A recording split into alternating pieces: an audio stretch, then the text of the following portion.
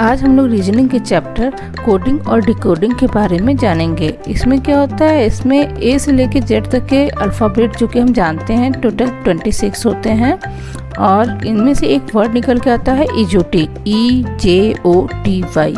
ई 5वें पोजीशन पे, जे 10वें पोजीशन पे, ओ 15वें पोजीशन पे, टी 20वें पोजीशन पे और वाई 25वें पोजीशन पे होता है। ये हमें याद रखना पड़ेगा, तभी हम रीजनिंग के क्वेश्चन जल्दी जल्दी कर पाएंगे। दूसरी चीज़ होती है विपरीत अक्षर या इसे अपोजिट अल्फ़ाबेट भी कहते हैं। जैसा कि हम यहाँ देख रहे हैं, ए का अपोजिट अल्फ़ाबेट है जेड, बी का वाई, सी का एक्स, जे का क्यू, के का पी, एल का ओ।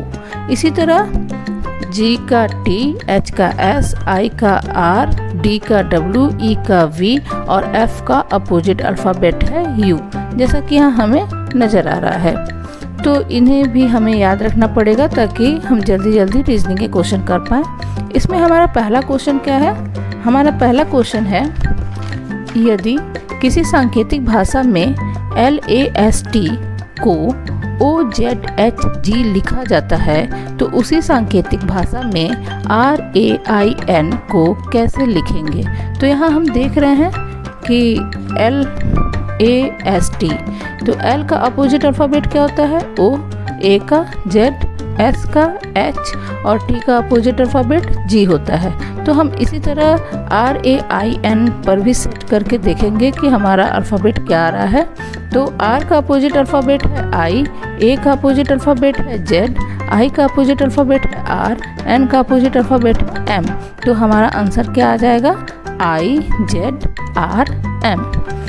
इसी तरह हम देखें अगला क्वेश्चन है, यदि किसी सांकेतिक भाषा में TABLE को UBCMF लिखा जाता है तो उसी सांकेतिक भाषा में CHAIR को कैसे लिखा जाएगा?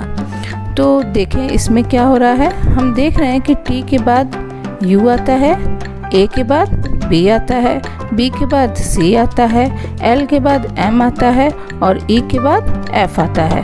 तो इसी तरह हम CHAIR पर भी सेट करके देखेंगे कि क्या बनता है। तो C के बाद D आता है, H के बाद I आता है, A के बाद B आता है, I के बाद J आएगा और R के बाद S। तो हमारा आंसर क्या हो जाएगा? DIBJS।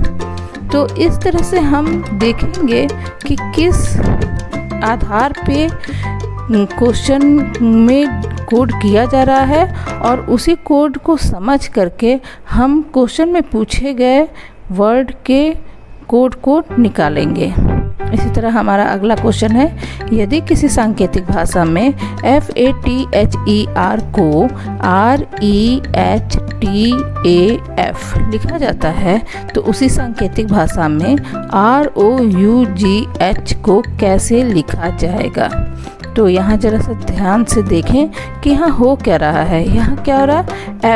F को इसने जो कोड किया है तो लास्ट में रख दिया है, A को F के पहले रख दिया है, T को उससे पहले, फिर H को उससे पहले, यानी केवल अल्फ़ाबेट का पोजीशन ही चेंज किया गया है। तो इसमें ज़्यादा कोई कुछ करना नहीं है। उसी तरह से हम ROUGH को लिखेंगे HGUOR और यही हमारा आंसर हो जाएगा। इस तरह के क्वेश्चन बहुत ही आसान होते हैं, बहुत आसानी से हो जाते हैं, जिसमें ज़्यादा प्रॉब्लम नहीं होता है। थोड़ी सी प्रैक्टिस के बाद ही इस तरह के प्रश्न हम सॉल्व कर सकते हैं। इस तरह के प्रश्न की क्विज इस वीडियो के डिस्क्रिप्शन में दी हुई है, आप वीडियो को समझ करके उस क्विज को ज़रूर सॉल्व करें, ताकि आप समझ पाएँ कि आपसे कितने क्वेश्चन सही सॉल्व हो पा रहे हैं। धन्यवाद।